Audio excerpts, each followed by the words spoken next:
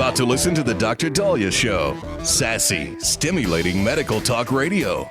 Any medical advice Dr. Dahlia Wax gives on her show should not be substituted for an actual visit to your medical provider. And now, here's Dr. Dahlia.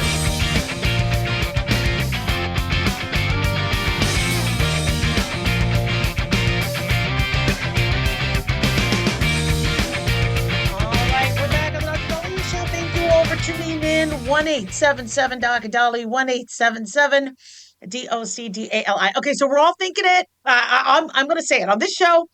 No secrets. No, we're not going to be timid. I've been watching the Chiefs. They haven't been doing very well.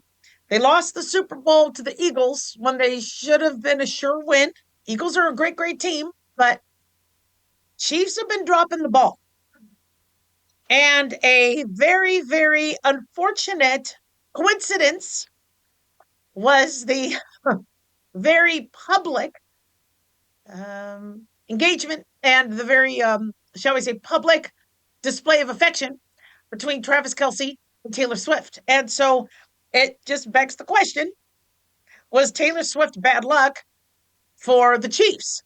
And I cannot stand when I hear people say women are bad luck. I remember my father yelling at my mom at the craps table, going, go, go, women are bad luck, because he'd be losing money when she showed up.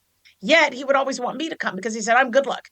And so I would be standing there next to him at the craps table. I wasn't even of age, and he would win. So I can't stand that idea of, okay, well, women are bad luck. Like, isn't that what the sailors, woman on the ship or something female? So who knows? But remember, Tony Romo was, I think, dating Jessica Simpson. Then all of a sudden he started to have issues. And is there something to serious relationships in sports? I don't think so, because Patrick Mahomes is, has kids, and I think he's either married or he has a lifelong partner. You can have relationships, but there's something about very publicized celebrity relationships. And does that get you off your game? Now, Travis Kelce isn't the reason why the Chiefs lost to the Texans 20-10 last night. He did drop some, and he really wasn't, his best self. But there were other drops. I think when she writes, there's other people had dropped, and there were interceptions, and it's the whole team's fault. Got offense, defense. It's not just all Travis Kelce. But if you really look psychologically at what happens when you have Taylor Swift mania, surrounding the team, when it's supposed to be all about basics and we got to get to work. And I don't blame Taylor Swift. I mean, she has every right to date who she wants to date.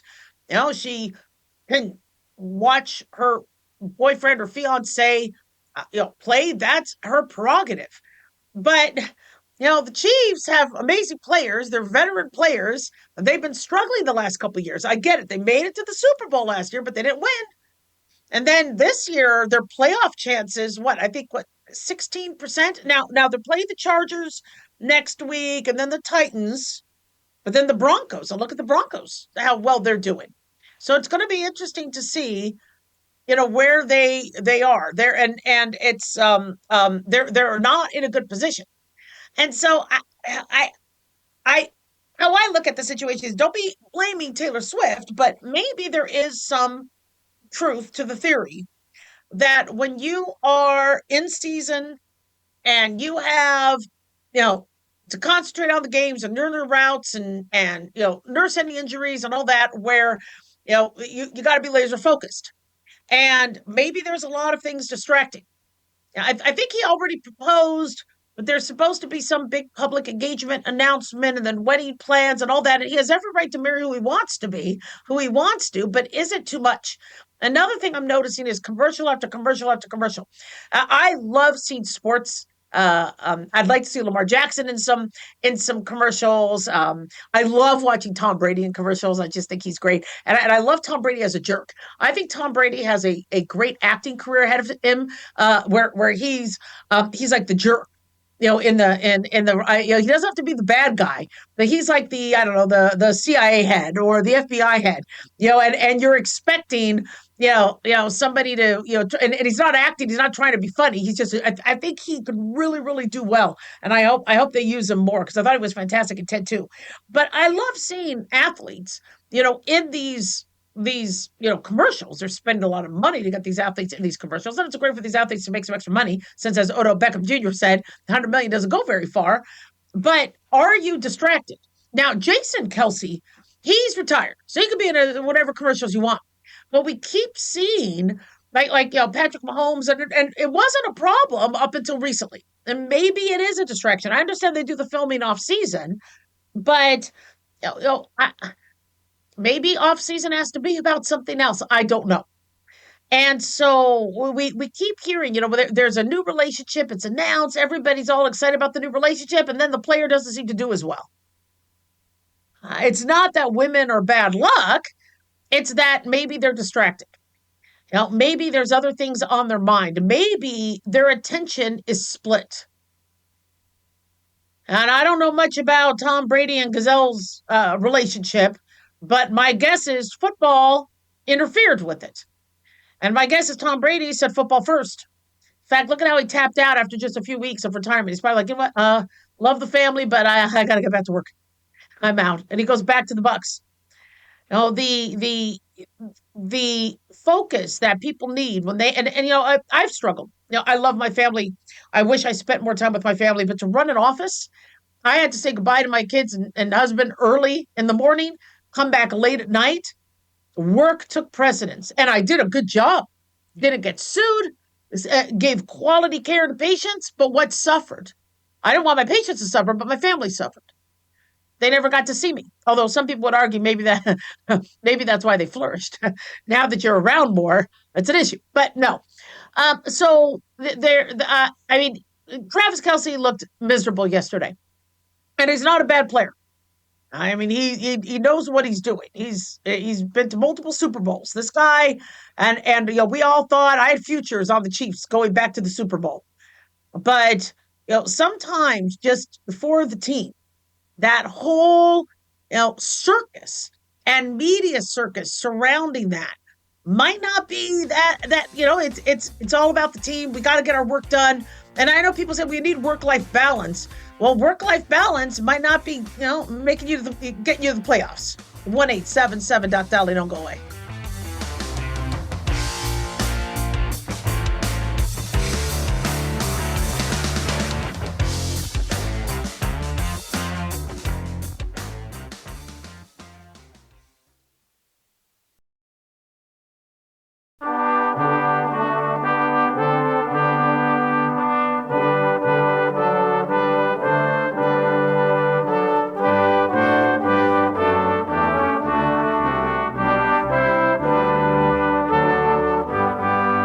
Love that song. 1-877 Dolly, 1-877 DOCDALI. Big thanks to Talk Media Network for making the show happen. Big thanks to Daniel, our producer. And big thanks to y'all for tuning in. We really do appreciate it. Don't forget to follow us on Twitter or X at Dr. Dahlia, Facebook, The Dr. Dahlia Show, and on YouTube, click like and subscribe. So I don't know how this happened, but the onus of getting health care more affordable is now on the Republicans. After the ACA completely demolished and destroyed our healthcare structure, our healthcare system, your mom and pop shop, neighborhood friendly doctor. After you lost your doctor, doctors went under, had to close down, become corporate employees. It's been high deductibles now. It's now on the Republicans to fix. But being devil's advocate, the ACA was done in 2009. Republicans are in power 2025 going into 2026. There's an opportunity here. And I understand that the ACA was designed like a bomb, where if you cut the red wire, it implodes the whole system. I get that. But you would think, here we are, now, but 16 years later, we might be able to do something. It's just the Republican messaging, even though it's right, we're our healthcare crisis is because of Obama, is because the Democrats, and then Biden doubled down on it. You got the newer generation of voters are like, say what? You're in power. Fix it. Healthcare sucks. So Trump has an opportunity to make Trump care. The only thing is that would have been a lot easier to do if he was in the Bush administration in '08. Now that we have the ACA as the landscape with potholes and mines, and it's going to be a mess. So House Speaker Mike Johnson and House Majority Leader Steve Scalise have both said they're speaking to various GOP factions to build consensus on what a healthcare plan should look like to lower sky high healthcare costs. As much as people have been asking to repeal and replace Obamacare, it's not that easy. It is such a mess. It's been in place now for so long that what do you I mean, it was cemented in the landscape with the Obama administration times two. So what could they do? Well, one thing they can do is what Trump's doing, lower drug prices. So that's fantastic that he's doing that. That's huge.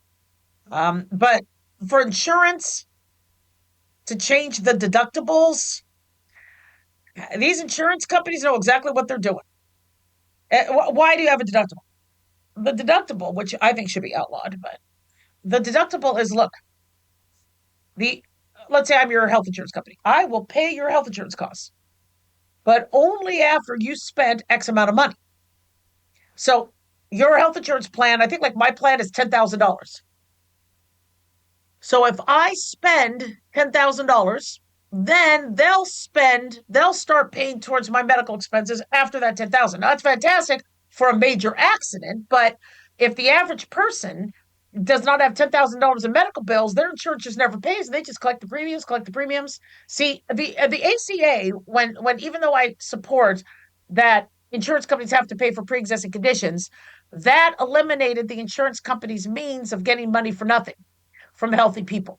So healthy people don't buy health insurance. So how do they get money to pay for the sick people when then you need to have high deductibles. And it's a very, very crappy system. Now, some people could say, Dr. Dahlia, I went to the ER and it was a $10,000 bill. So I'll meet that deductible day one. Not entirely. That $10,000 bill gets reduced by the insurance company. And that insurance company reduces that bill sometimes down to $2,500. Says you pay that $2,500, which is something you want, so you don't have to pay the $10,000. But now you're only $2,500 in. Now you're thinking to yourself, well, you know what? In a few years, I'll definitely make that $10,000. Nope. What does your insurance company do? It starts all over January 1. So if you are pennies from meeting your deductible and it's December 8th, you only have 3.5 weeks to then use your insurance and you try to get your money's worth. But the average doctor is going on vacation. Not a lot of people are setting up surgeries now. So if you're like, well, man, I need to get my knee done. I need to get my hysterectomy. I guess I'll do it for January. Now your deductible starts all over again. It's absolutely BS. So the Affordable Care Act not only allowed insurance companies to skyrocket copays. So what's your copay? So there's an insurance company in town where they would only pay $32.42 for a typical blood pressure visit, diabetic recheck, typical level. If your copay is $30, they only have to pay $2.42. And I would get checks in the mail for $2.42 from this insurance company. If the patient didn't pay their copay, I took that loss. If your copay was $25, so the copay also helps minimize what the insurance has to pay the doctor. So health savings accounts is something that I know the GOP is looking at. And they think that if you have a healthcare, so in the olden days, you would try to save money and you would have a medical fund. For those people who could budget, my family never had this kind of money, but you would have your money for food, your money for your rent, and you would have money for emergencies, for medical, and that's what you would use to pay the doctor. Most people they don't have a budget. They're like, I'll just stick it on my credit card or have insurance pay for it, or I'll just call telemedicine. Well, health savings accounts kind of brings that concept back where you have money for a rainy day. And I'm telling you right now, even if you don't have a health savings account, you want to start thinking about getting a fund ready. Because if we do go socialized and you don't want to wait 6 months or you don't want to get denied for the MRI and you want to pay yourself, you're going to want to have some money ready to go. But these health savings accounts could hopefully help towards those deductibles. So they're also looking at catastrophic coverage. So a lot of people are getting plans for catastrophic coverage, and then they're just trying to deal with the regular health care on their own. And HSAs are accounts that allow people to set aside money pre-tax to pay for certain health expenses. But right now, they're only available to those with high deductible health insurance plans. We need to expand that so anybody could have an HSA. Then also reforming the pharmacy benefit manager system. They want to do that so that they can, apparently these PBMs are intermediary, they're middlemen for the pharmaceutical companies to negotiate. And then, that's nice if they're negotiating, but now you have another person that needs to take money. I mean, I wish we could go back to the olden days where you just paid the doctor cash. $25, $20, that was enough. The doctor didn't have to bill insurance. He didn't have to pay for a biller. He didn't have to pay for software. He didn't have to not get the money from the insurance so that, man, I'm going to have to raise my prices for cash patients because insurance is a pain. It was just, you come in, you pay. It was simpler. Somehow the system turned into, well, I'm going to see you, doctor, and I'm not going to pay. Send me a bill. They don't pay. The insurance doesn't pay because now there's a high deductible, so doctor closes. And people have lost their doctor. As Obama promised wouldn't happen, it happened. And it happened fast. Republican lawmakers also want to have a competitive marketplace of health insurance plans. The Obamacare marketplace doesn't really offer a lot of options. And those options only help those that might get the subsidies. Well, the problem is you have a lot of people that technically don't qualify for the subsidies, but those insurance companies need that money in the system. Because you would think, well, if Obamacare exists and insurance companies are getting the subsidies, the prices will go down. Not enough. Not enough people can still afford the insurance. I think my insurance is $1,200 a month. $1,200 a month for insurance for my family. Not one of the kids. One of the kids is already on his government plan or work plan. This is... it's ridiculous. And thank God I could, but I even talked to my husband about it. I go, you know what? The insurance isn't paying anyway.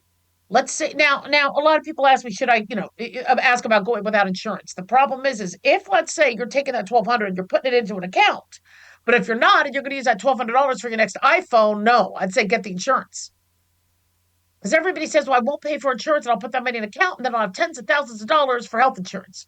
In theory, yes, but if you're not putting that money there, then you're going to be in trouble if you don't have health insurance. We need health insurance these days because if, God forbid, you do get melanoma, it's expensive to treat. A car accident, expensive, especially if you don't have MedPay on your car insurance. So we got a lot of work to do, and it'll be interesting to see what the Republicans can do. But these health insurance premiums going up because still, even if Trump gets Ozempic and Wegovy and Zepbound and Mounjaro down in price, insurance companies they're going to still raise their prices. Are you tired, burned out, gaining weight, succumbing to the daily pressures of life? Well, how's your dopamine doing? How you feel right now, how you'll feel an hour from now, and how you'll feel next week is completely reliant on your dopamine. Our daily motivation and willingness to push through challenges depends on the intricate chemical process dopamine provides. Christian Kalikas and I created Deploying Dopamine, a book that tells you what dopamine is, when it dysfunctions, and how to successfully deploy it when needed. Find Deploying Dopamine on Amazon today. Check it out. Carl Amari here to tell you about our newest website for old-time radio lovers. It's 100radioshows.com. At this site, there are 5 old-time radio shows waiting for you to download free as our gift to you, and be sure to browse the additional 700 old-time radio shows available to you for 70% off by using the promo code RADIO at checkout. This is a limited time offer, so log on to 100radioshows.com. That's 100radioshows.com.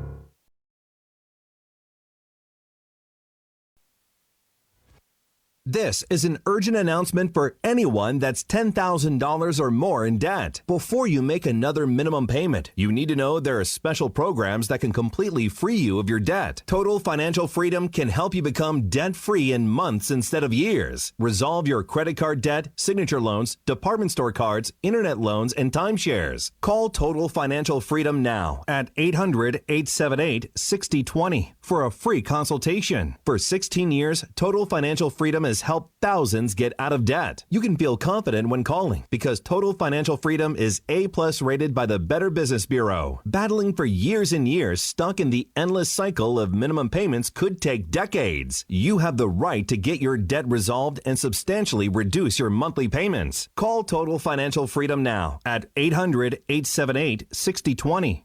That's 800-878-6020. 800-878-6020. Let's face it, guys, we're living in times where the truth is becoming more suppressed and censorship is increasing at an alarming rate, especially on social media platforms. It's Clyde, and I want to tell you about a safe and secure digital playground we put together just for you. It's aftermath.media. You get access to thousands of Ground Zero archives and podcasts, along with our private social media groups with your basic membership starting at only $7 a month. Each subscription includes tech support, access to the RSS feeds, along with our own chat room and Telegram channel. In addition, the premium membership includes research study groups, webinars, a document and movie library, a live video stream of Ground Zero, a monthly Zoom chat with me, and other bonus content. Be sure to check out our yearly specials as well. Sign up today while you're thinking about it. Sign up at aftermath.media. Again, that's aftermath.media.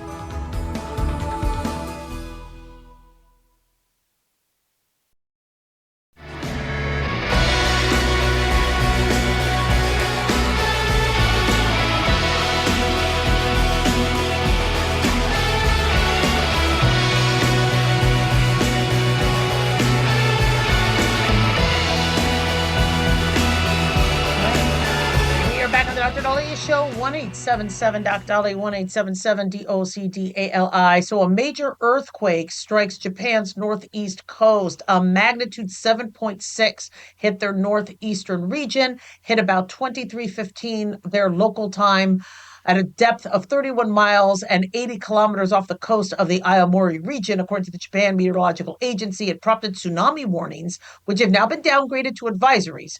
But there were some waves of about 16 inches in some places. Local media reports that people in the region have been injured. Some trains had to be suspended. According to BBC, Japan is one of the world's most earthquake-prone countries, with a tremor occurring at least every 5 minutes. Orders were issued for about 90,000 residents to evacuate, according to Reuters. And Japanese public broadcaster NHK quoted a hotel employee in Hachinaho as saying that a lot of people had been injured. So there is a crisis management center, and they are the story is evolving.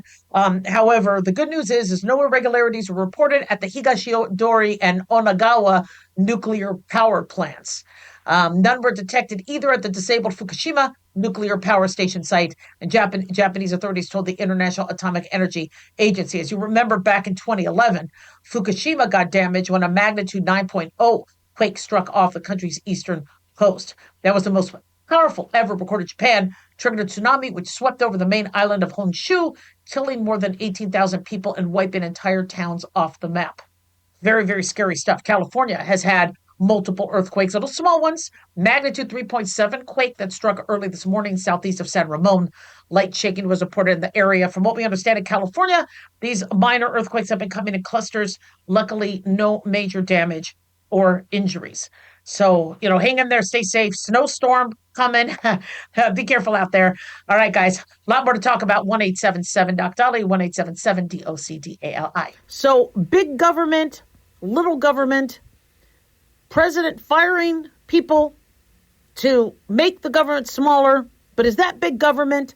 So this issue is the focus of one of the latest Supreme Court cases. And it looks like that Supreme Court, the majority, and the conservatives that make up that majority are going to back Trump on a particular firing case, which could then open the door to him continuing to limit the size of government. Conservative U.S. Supreme Court justices, according to Reuters, have signaled on Monday that they will uphold the legality of Donald Trump's firing of a Federal Trade Commission member. And the justices heard arguments in the Justice Department's appeal of a lower court's decision that the Republican president exceeded his authority when he moved to dismiss Democratic FTC member Rebecca Slaughter in March before her term was set to expire. The court has a 6-3 conservative majority. Now, the court's liberal justices took the position, taken by the administration of the case, that would lead to then massive increase in presidential power. Now, the case gives the court an opportunity to overturn this precedent in a case called the Humphreys Executor versus United States that has shielded the heads of independent agencies from removal since 1935. The court in recent decades has narrowed the reach of this precedent, but stopped short of overturning it. So according to U.S. Solicitor General John Sauer, arguing for the Trump administration, told the justices that Humphreys must be overruled, saying that the ruling stands as an indefensible outlier to the court's other precedents that has not withstood the test of time. And so he said the existence of the Humphreys executive precedent continues to tempt Congress to erect at the heart of our government a headless fourth branch insulated from political accountability and democratic control. So Elena Kagan, liberal justice, told Sauer the result of what you want is that the president is going to have massive, unchecked, uncontrolled power, not only to do traditional execution, but to make law through legislative and adjudicative frameworks. What you're left with is a president, she says, with control over everything, including over much of the lawmaking that happens in this country.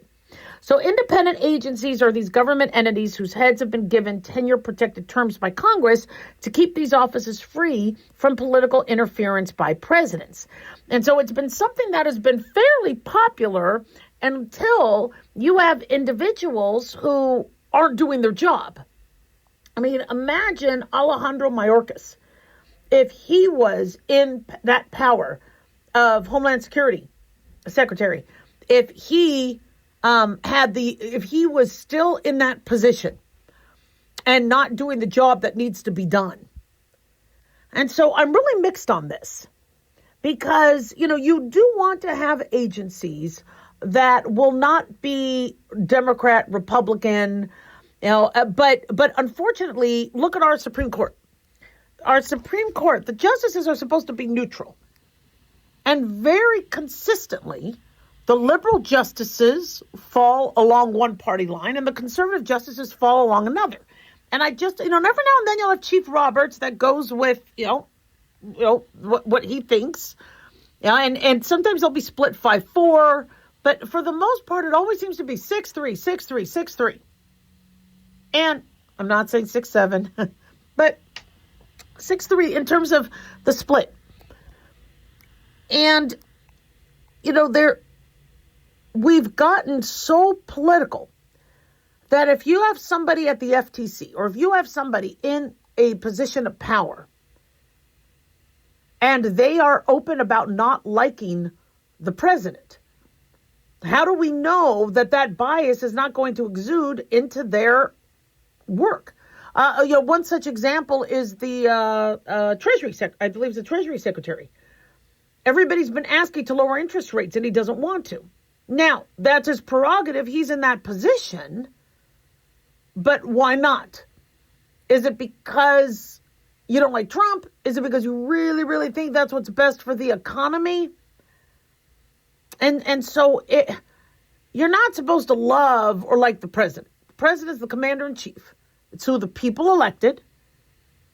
And as long as he is not making decisions with an incompetent mind, or somebody else in the administration is auto-penning for him, all right, your job is to do your job.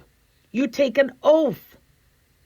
And you're supposed to do your job not a Republican way or a Democrat way, but the way you're supposed to.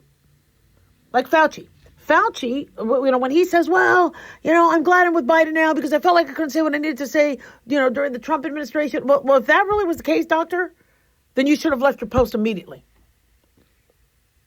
You should have abandoned the $400,000 a year job, got another job that would have probably still paid you six figures, and said, look, I need to stay true to what I believe. And what was very interesting is Fauci originally believed that the masks only provided minimal protection. The very first thing that came out of his mouth as it pertained to COVID was correct. He's like, these masks, they're not the N95s. They're not, they may provide a barrier, but they may not protect you against this. He was absolutely right.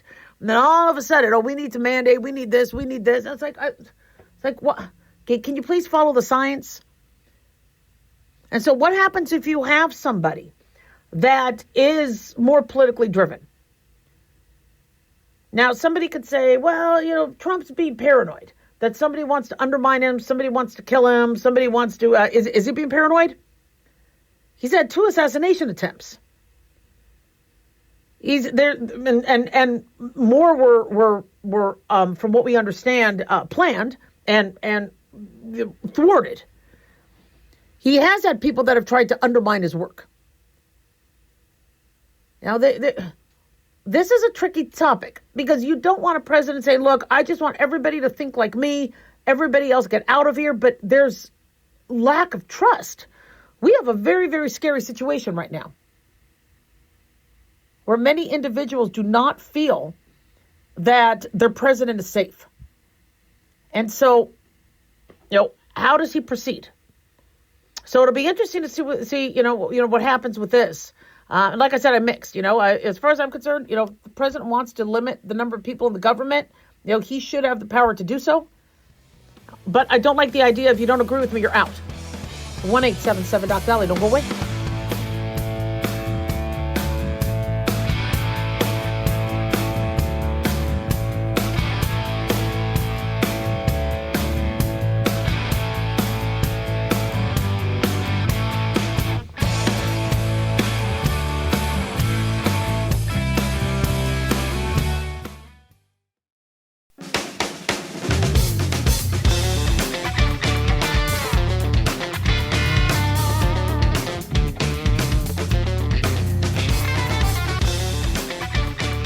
All right, we are back on the Dr. Daliah Show, 1-877-DOC-DOLLY, 1-877-DOC-DALI. I did a little acting back in the day. I giggled a lot. It was really, really hard. And I wanted to be an actress. That's something people always want to be. And in fact, I don't know if you heard the story. George Clooney, I think, was interviewed recently. And apparently, he was in ER and Roseanne, and he did a lot of TV work. And he wanted to break into the movie world, which apparently a lot of TV actors want to do. And a movie he auditioned for was Thelma and Louise. Well, with Thelma and Louise, they gave it to Brad Pitt. And that was one of Brad Pitt's, I think, movie breakout role, where he was the one that was sweeping. Was it Thelma? Who was the Gina Davis? Whoever Gina Davis played, he was apparently sweeping her off her feet. He was gorgeous, gosh. He still is. And so he gets the role. And George Clooney said he could never see that movie because he was, for a long, long time, because that's the role he wanted. And he didn't get it. And he lost it to Brad Pitt. And he was, at the time, he feared that he wouldn't be able to get into movies, not, getting a role like that. Because that was Brad Pitt's breakout role. And he didn't really have to worry much because he ends up, doing Ocean's 11, all sorts of other roles. And he's Mr. Superstar and has a home in Lake Como. But it's interesting how you get to play in a movie. You get to not only do TV shows, sitcom, get to the point where you're in the movies, and then I get excited. I get ready to sit and watch these movies, and it's either all political or it's poorly written, and I haven't gone to the movies lately. Now I might want to see The Second Wicked. I might want to see, but I could see them at home. And then I could stop and go to the bathroom and I don't have to spend $60 on popcorn and drink. Avatar, the third Avatar. I know people are going to disagree with this. People think like Avatar is the Lord of the Rings of today. No, it's not. I'm sorry. Lord of the Rings is Lord of the Rings. And maybe I just loved Lord of the Rings and Star Wars so much that Avatar, it's good. It's a good story, but I just don't like watching animatronics and animation, and it's good. It's just not my favorite. But I do want to watch it. I just haven't really been watching a lot of movies. The Golden Globes have their nominees. This segment usually puts people to sleep. I don't blame you. I don't know much about any of these movies. Frankenstein apparently is, now I'm interested. I'm like, really, Frankenstein? That's a nominee for Best Motion Picture. Hamnet, not Hamlet. I remember I saw a commercial for this, a preview, and I was like, Hamnet? I said, did they do a typo? Apparently, you guys might know more about that than I. It was just an accident.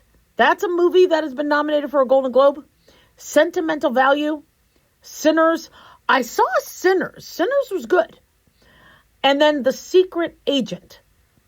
These are movies that are supposed to be for the best movie. For the best motion picture, musical, or comedy, Blue Moon, Begonia, Marty Supreme, No Other Choice, Nouvelle Vague, and One Battle After Another. I didn't see Wicked nominated for a Golden Globe. That's interesting. Best Motion Picture Animated, Arco.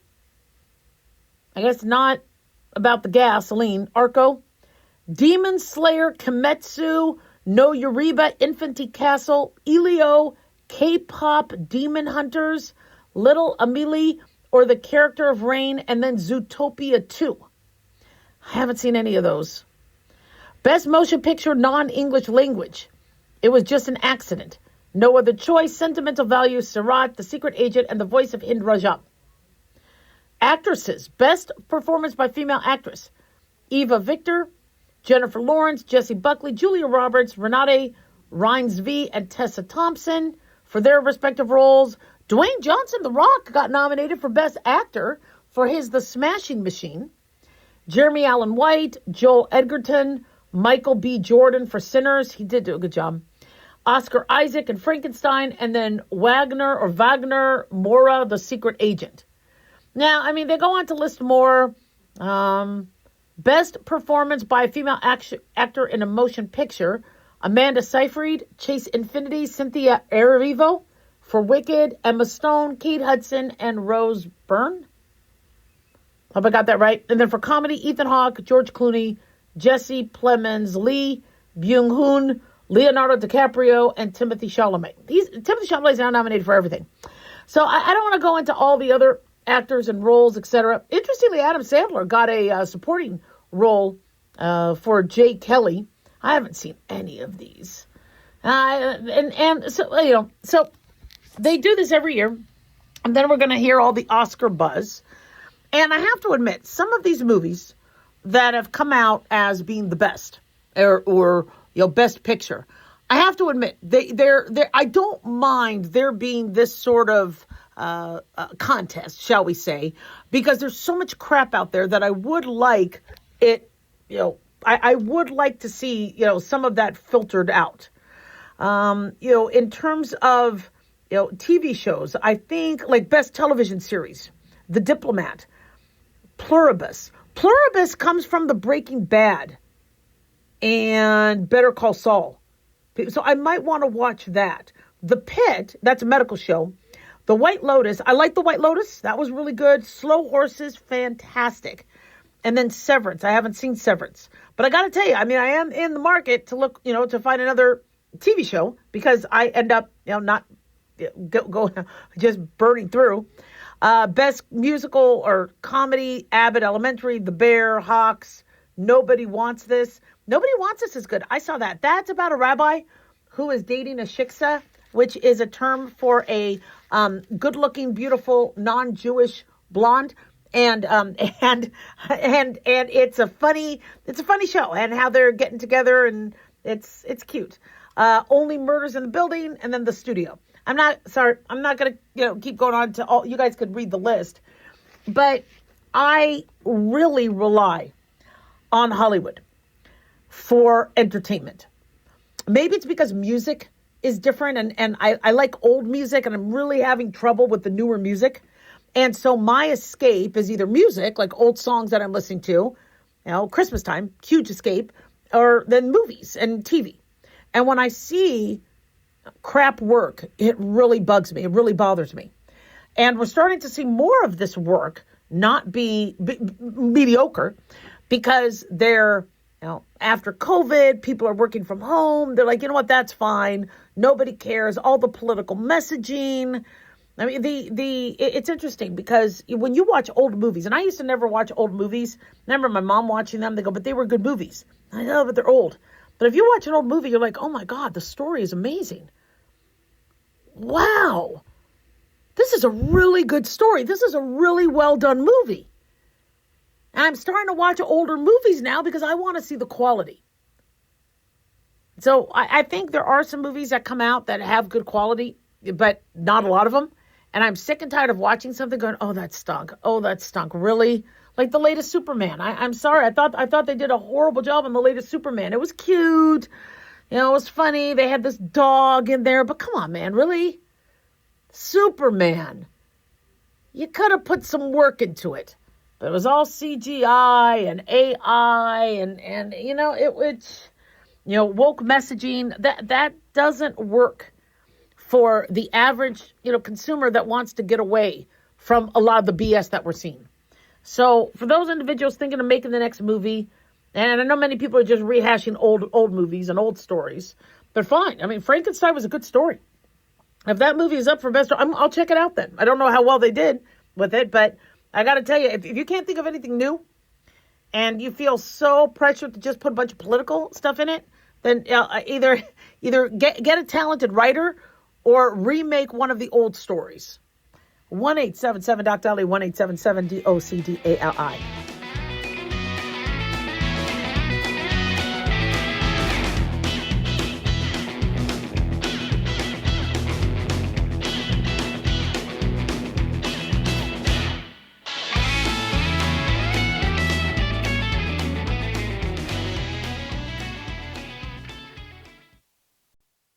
Can you believe, with all the recent violent protests, looting, and destruction, some areas are considering either defunding or abolishing the police? At a time when America's neighborhoods need the protection of police the most, some elected officials would rather create more chaos by playing politics. If you're sick of elected officials caving in to demands of the radical left, you're not alone. It's time we stand up and declare our support for local police. The majority of police officers are important partners in protecting our God-given rights. If you prefer freedom over chaos, then learn how you can help protect the local police that serve your community. Call today and request your free Support Your Local Police info packet.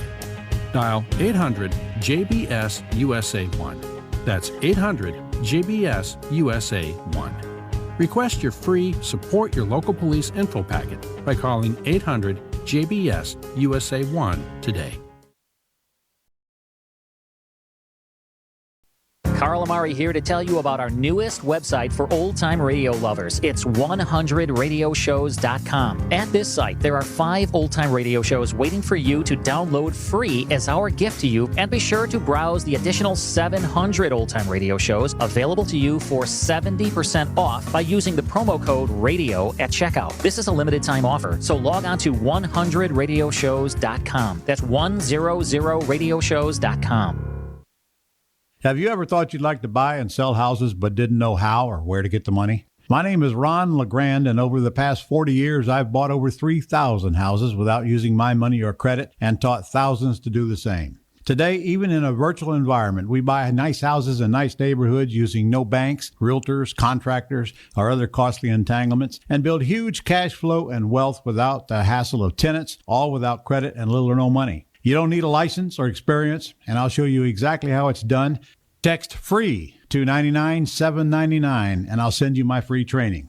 I promise you I'll change the way you think about real estate and open the door to a new lifestyle that doesn't involve risk or rehabs and can quickly replace your current income. Text FREE to 99799 and let me show you how to take your life back and build cash flow and wealth from your home. That's FREE to 99799. Again, FREE to 99799. As an organ donor, your story doesn't have to end. The good in you can live on. In fact, you could save up to 8 lives and restore sight and health for many more. Sign up right now online as an organ, eye, and tissue donor. You'll be happy you did, and just maybe someone else will be happy too. Go to organdonor.gov. It saves lives. U.S. Department of Health and Human Services, Health Resources and Services Administration.